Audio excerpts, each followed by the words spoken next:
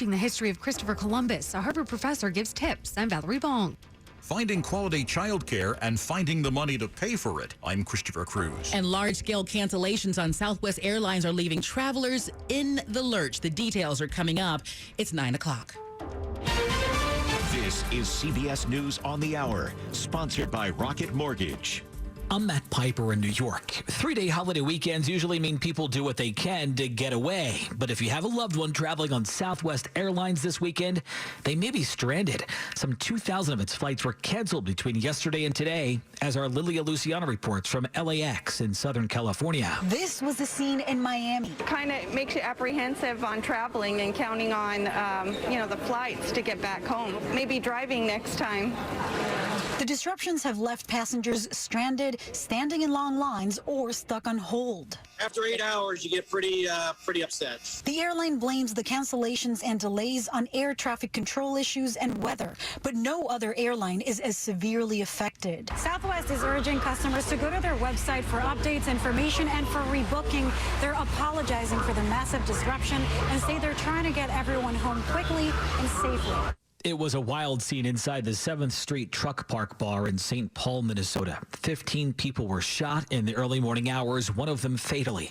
WCCO-TV's Caroline Cummings reports. What you can hear right now is a protest starting. People have come here to honor the victim who was killed. And another witness above the bar last night says he heard gunshots as he was getting ready for bed. He looked out his window and witnessed all of the chaos pouring out into the streets. And he says he saw 4 or 5 people carrying a woman to an ambulance. And the whole scene, he says, was like something out of TV, unlike anything he has seen before. The federal government says new COVID-19 cases are down 20% over the past 2 weeks, and COVID deaths are down 14%. But CBS's Mark Strassman explains that the government is fighting against both the virus and some states when it comes to the battle against the virus. More pandemic stress is on its way for private employers. OSHA is still working on issuing emergency guidance for mandatory vaccinations and testing for any company that has at least 100 employees. At least 24 states have promised to fight it. The U.S. says the first face-to-face meeting between senior U.S. and Taliban officials since the hardline group retook power in Afghanistan was candid and professional. CBS News military consultant Jeff McCausland says the Taliban might have benefited from working with the U.S. against ISIS-K. While Al-Qaeda may remain a guest of the Taliban, ISIS-K is clearly a direct threat to their ability to establish a long-term functioning government. Sticker shock at the gas pump. The average price for a gallon of regular has just risen 6 cents over the last 2 weeks, now at about $3.31 a gallon. This is CBS News. Presented by Rocket Mortgage. Whether you're looking to purchase a new home or refinance yours, Rocket Mortgage can help you get there. For home loan solutions that fit your life, Rocket can. 9:03, Sunday, October 10th, 2021. A mostly cloudy evening, 64, headed down to the 50s.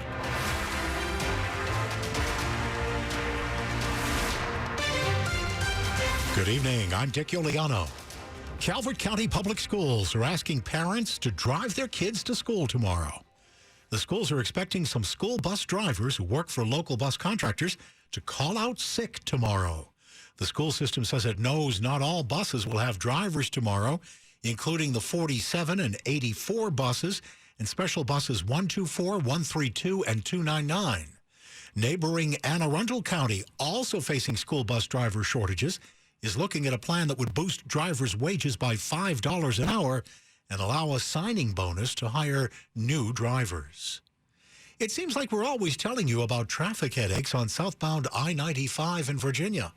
Now we can report some relief in sight. On Wednesday, a new bridge span on 95 South in the Fredericksburg area is set to open. It'll eventually double 95's southbound capacity across the Rappahannock River with 6 southbound lanes in all. The Virginia Department of Transportation says the existing southbound bridge will carry local traffic, while through traffic will use the new bridge. But while the bridge is set to open Wednesday, construction is not expected to fully wrap up until December. Additional northbound travel lanes in the same area are set to open to traffic in 2024. John Aaron, WTOP News. Looking for a place to park? Legislation's been introduced in the D.C. Council that would limit the ability of residents to park freely in the ward they live. Your residential parking permit would instead shrink to the neighborhood where you live. Currently, you can park on any residential street in your ward. The new parking permit would be labeled for your advisory neighborhood commission. So instead of 8 parking areas, there would be 41. Councilmember Christina Henderson and Brooke Pinto introduced the bill, saying it would help small businesses that rely on parking turnover and prioritize parking for residents in areas with limited space. They also want to divorce parking permits from political districts as they redraw ward lines after the 2020 census.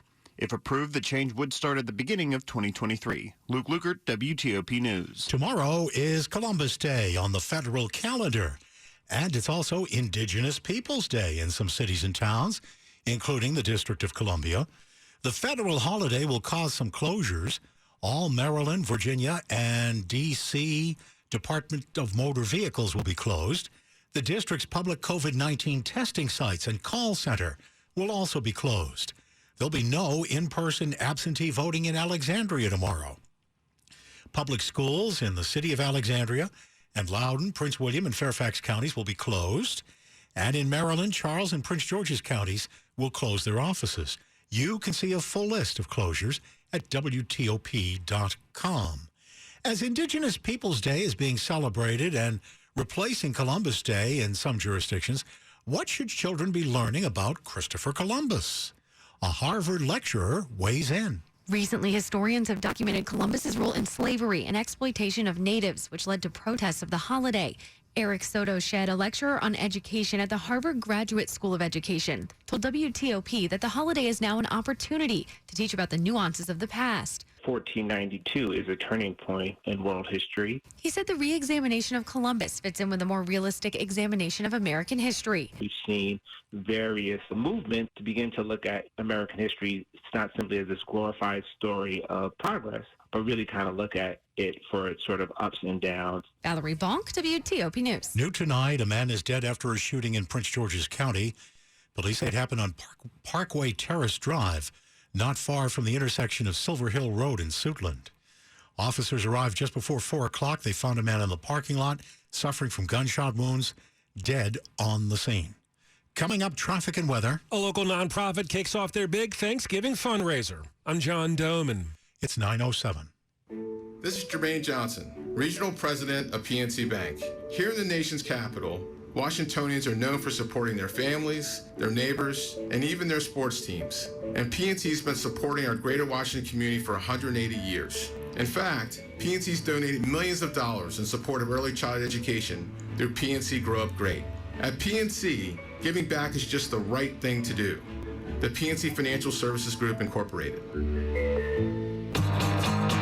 Susan, it's so great to finally be able to get together again. Oh, it sure is. And I really appreciate you picking up the bill. I'm happy to. I've got the extra cash. Since we've all been driving so much more again, I've been using Get Upside, the free gas app that pays you cash back for every gallon of gas you buy. Wait a minute. Are you saying you actually get paid cash when you buy gas with the Get Upside app? Yes, up to 25 cents a gallon. Cash back every time I buy gas. Does that actually add up to anything? Some months I make $200 to $300. Wow, that's serious extra cash. I'm downloading the free Get Upside app now. Download the free Get Upside app now in the App Store or Google Play to save up to 25 cents a gallon when you buy gas. Use promo code PHIL for a 25 cents a gallon bonus on your first tank. That's up to 50 cents a gallon on your next fill-up. You can cash out anytime to PayPal or an e-gift card for Amazon and other brands. Just download the free Get Upside app and use promo code PHIL for a 25 cents a gallon bonus on your first tank. That's code PHIL.